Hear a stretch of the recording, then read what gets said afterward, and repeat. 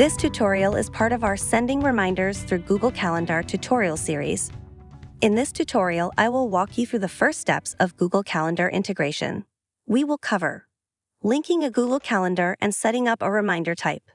Step 1. Linking a Google Calendar. We have a detailed tutorial on linking your Google Calendar, so I am not going to spend a lot of time on this part. For this tutorial, I will simply run through the steps fairly quickly. In order to use Google Calendar to send reminders, you will need to have a personal account or higher. Google Calendars are not available in Express accounts. Once you have created your account, navigate to the Google Calendars page by hovering over the navigation menu and then selecting My Data Sources, Google Calendars. Click on Link a Google Calendar. Now I will open a new tab and go to my Google Calendars.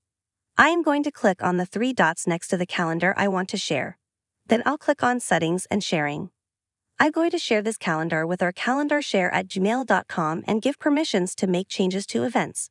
This will allow AppointmentReminders.com to write back to the calendar. If we don't want to write back to the calendar, we can set the permissions as See All Event Details.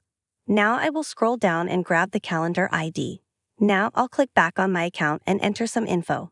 For calendar name, I'll just enter a friendly name. For calendar ID, I'll paste the calendar ID from Google. I'll leave everything else default for now other than changing some color preferences. Then I'll click on Save and Relink Calendar.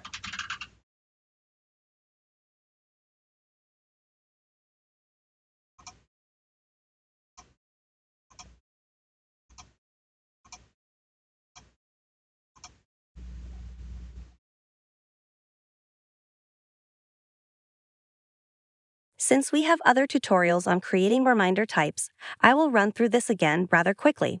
To get to the Reminder Types page, hover over the navigation menu and select Reminder Settings, General Reminder Settings, Reminder Types/Templates. I'll click on Create a new reminder type. I will leave everything as default other than changing the name. Also, make sure to select Set as Default Reminder. This will set this reminder type as our default.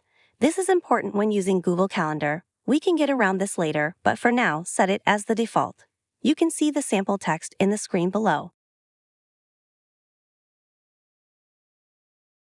I won't get into it here, but you can easily customize the settings and the content of this reminder type by clicking on either the Settings or Content buttons.